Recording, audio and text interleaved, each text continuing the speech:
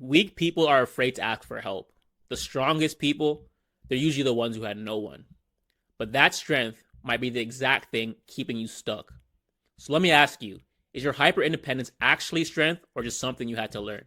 Hyper independence is glorified in our culture.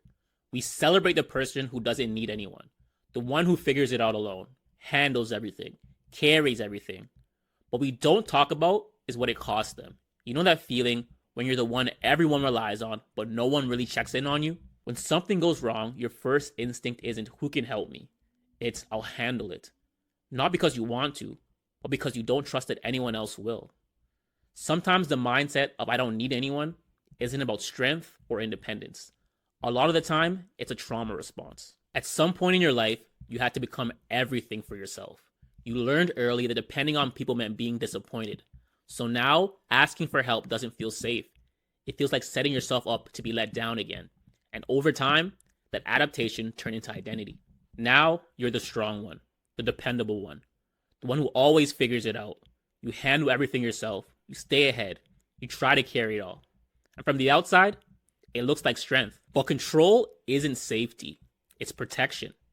It's a part of you that learned, if I don't rely on anyone, I can't be disappointed. And that works until it doesn't. Because I can do it all comes with a cost. It looks like burnout. It feels like emotional disconnect. You're exhausted, but you don't even know how to ask for help anymore. You're the strongest one for everyone else, but there's no version of that for you. You can be surrounded by people and still feel like everything rests on you. And here's the part most people don't realize. If you can do it on your own, it's probably not that big. Because the things that actually grow you, they eventually require more than just you. It will stretch you past your current capacity, past what you can hold alone. So needing help isn't weakness. It's a sign you've expanded beyond what one person can carry. And that's where it gets uncomfortable. Because now it's not just about the task. It's about what it means. Does this make me less capable? Does this make me weak? Can I trust someone else not to let me down? And here's where most people stay stuck. Because if your identity is built around being the one who doesn't need anyone, that expansion feels threatening. Now growth is asking you to do the one thing you've trained yourself to avoid: connection. Hyper independence isolates the very parts of you that needs connection the most. The part of you that wants to be supported. The part of you that's tired. The part of you that doesn't want to carry everything alone anymore. That part doesn't go away. It just gets buried under responsibility. Let's go over some truths. Vulnerability isn't weakness. It's healing in motion. The human brain is wired for connection. Community is how we survive from threats all of these centuries. So no matter how strong you are, healing was never meant to happen in isolation. But what does this all mean? This doesn't mean you should lose your independence. It means you should evolve it. Because real strength isn't doing everything alone. It's trusting when you don't have to. And it starts with you. Because trusting others starts with trusting yourself. Not that they won't fail you, but that you'll be okay if they do. Because the real fear isn't just, what if they let me down? It's, will I be okay if they do? And the answer is, yes. And receiving, that's a practice, not a flaw.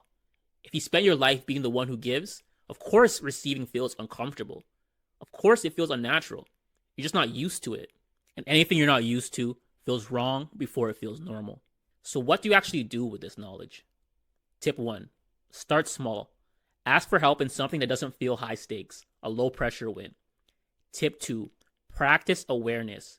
When someone offers support, try not to push it away. Just let it be there. You can't keep people at arm's length and expect them to be there when everything depends on it.